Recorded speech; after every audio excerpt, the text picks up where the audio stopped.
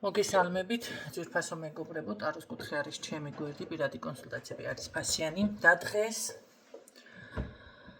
გავაკეთებ აქცენტს გაგესაუბრებით სასიყვარულო შელოცვებს რა შედეგები მოაქვს. როდესაც ხდება ადამიანზე ძალადობრივი გავლენა, ეს არის ძალადობა. იმიტომ რომ თქვენ ცვლით ადამიანის ცნობიერს, თუნდაც კონტაქტზე გამოყვანა, თუნდაც თქვენს მიმართ თაფლივით რომ გადაიქცეს, კარგი განწყობით და ასე შემდეგ.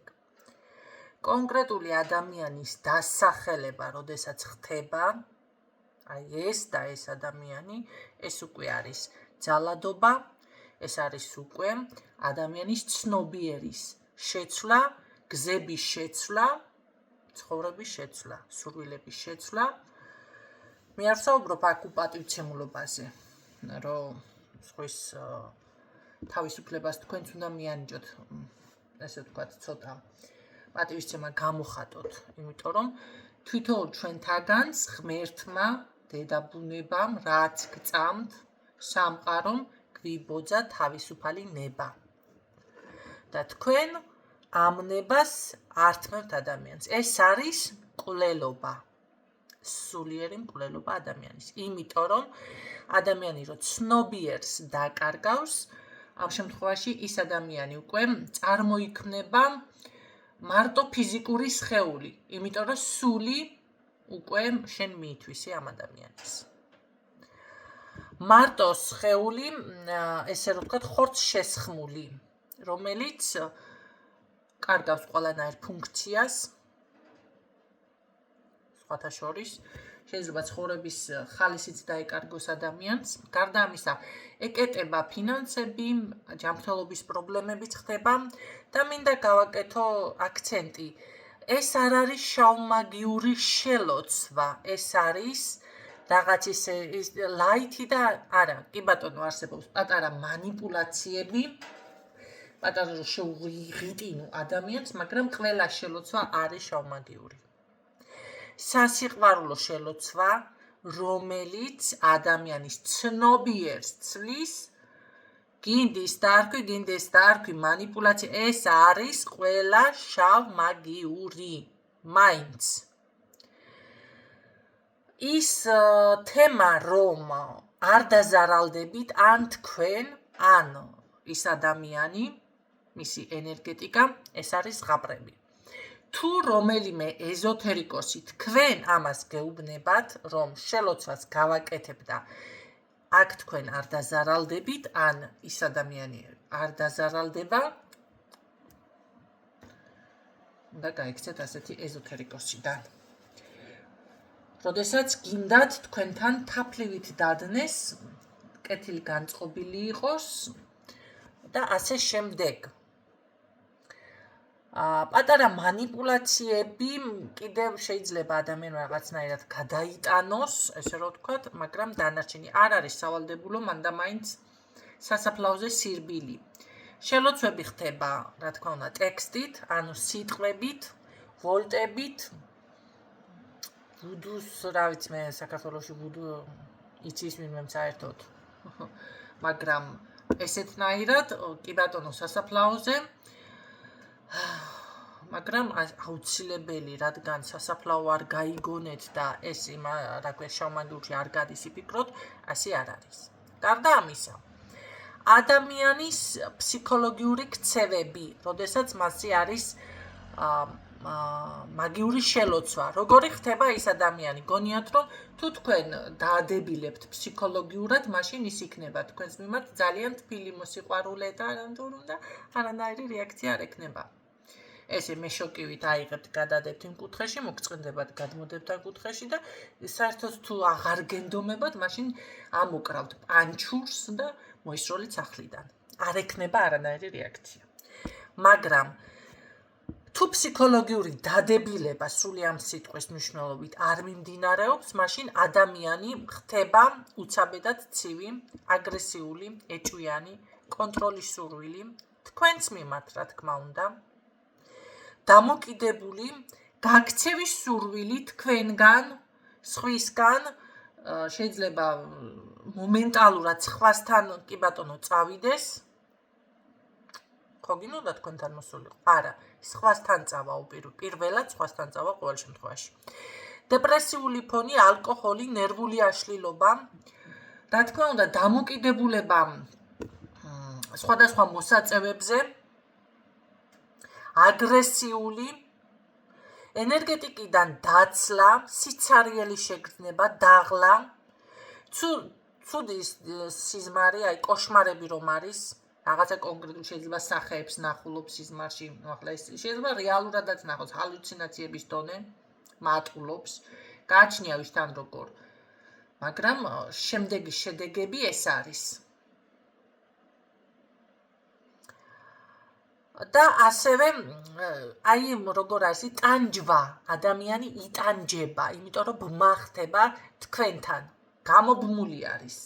რაღაცნაირად ვერც გშორდება, ვერც მოდის, სხვათა შორის სექსუალური ურთიერთობის დროსაც ვერ ღებულობს თქვენთან ის სიამოვნებას. კი არის თქვენთან შეიძლება, მაგრამ სიამოვნება არ არის. და პირიქით, ძველი რაღაცა თუ კარმული სიტუაცია, კარმა ხო ყველა ადამიანს აქვს და თქვენთან თუ კარმული პარტნიორი არის ეს ადამიანი, რა თქმა უნდა, ამის გაორმაგება.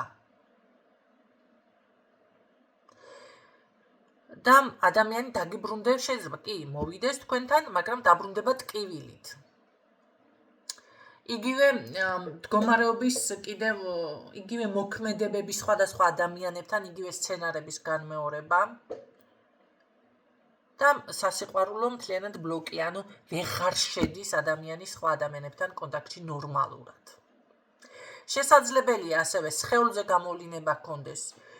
გულის არეში სიმძიმე, გულის ტკივილი, გულზე პრობლემები, განსაკუთრებით მამაკაცებში გულზე არის პირველი პრობლემა, რომ იცოდეთ. ჰორმონალური არეულობა, ქალებში კიდე ციკლის დარღვევა, რომ იცოდეთ. თუ მოულოდნელად თქვენთან დაირღვა და შეგექნათ ეს პრობლემა, ეს იმას ნიშნავს, რომ კი აქ რაღაც არის. არ არის გამორიცხული საშვილოსნო საკვერცხეზე სიმსივნური წარმონაქმნები. მამაკაცებში სექსუალური ენერგიის ვარდნა აღარ უნდა, არავინ არ უნდა. და კიდევ ხო, ეს არის უკვე ყველაზე მძიმე შედეგები კონკრეტულ ადამიანზე, როცა კეთდება, რა თქმა უნდა. დაუშვათ თუ გამოიყენეთ იქ სისხლით, პირადი ნივთები, ეს არის ყველაზე მძიმე შედეგები. როდესაც ადამიანი არის სხვა ადამიანთან, სხვისი ენერგია არის მასში გააქტიურებული. პარტნიორთან ისთანაც ხარ, ხო, ერთმანეთთან როგორ არის იცით, ერთმანეთის ენერგია ხდება შეკავშირება ვისთანაც ხარ, არის ადამიანი. და ეს უკვე გამოდის, რომ ეს ადამიანი არის დაკავებული, სხვა ადამიანთან არის, ხო, უკაცრავად ხელი გაწეთლებული მაქვს. სხვა ადამიანთან არის დაკავებული, ხო? აი ეს არის უკვე ყველაზე მძიმე ჩარევა. აქ შესაძლებელია პრაქტიკოსიც დაზარალდეს. ან თვითონ ადამიანი. რა შეიძლება მოხდეს? სიკვდილიანობა. შეიძლება დაიღუპოს კი, ან ვიღაც დაიღუპოს. ან სახლში, რა ვიცი მე, თუ რამე ცხოველი, შვილი, რაც არის, რაც ყველაზე ძვირფასია, ის დაიღუპება. როცა კეთდება სისხლით, თმა და პირადი ნივთების გამოყენება.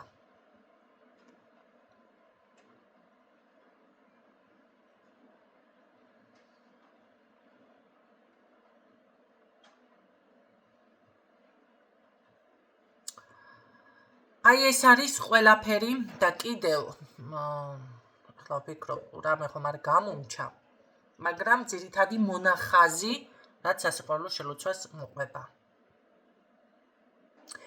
გარდა ამისა, ეს პარტნიორს ეხლა თქვენ თავზე.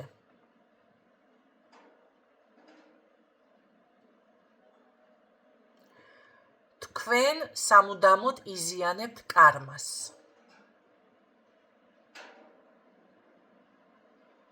და შემდეგ შეიძლება ეს პროგრამები გადავიდეს შვილზეც.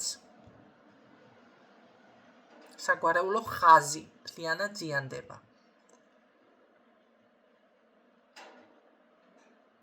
რასაც შეიძლება მოყვეს ასევე ბედის დახურვა. საერთოდ შეიძლება დაიხუროს ვინმესთან ბედი. იმიტომ რომ კი ამ ადამიანთან შეიძლება თუ იქნები ესე ტოქსიკურად და ასეთნაირად შეინარჩუნებ, კი ბატონო, მაგრამ თუ დაშორდები, შემდეგ ნაკლებად შესაძლებელია რომ გაიხსნას თქვენი ბედი.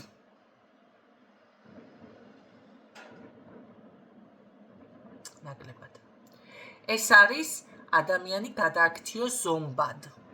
კიდევ გასაგებად რომ მაგიხსნათ.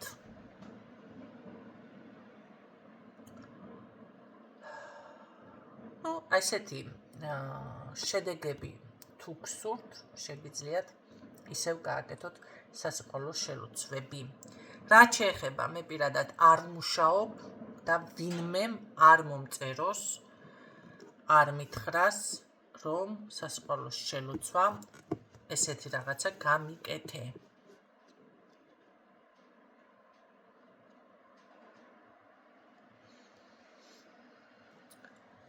დღეისთვის სულ ეს იყო, იმედია გამოგადგებათ ეს ინფორმაცია, გაგეხსნებათ გონება და ყველაზე სამწუხარო ის მომენტი, რომ იცით რა არის, აქ არავინ არ დაზიანდება, ეს უბრალოდ ისე შეუყვარდები თუ რაღაცა დადნება შენს მიმართ, ესეთი რაღაცების ვისაც გჯერავთ, იცოდეთ შედეგები რაც არის. სულ ეს იყო.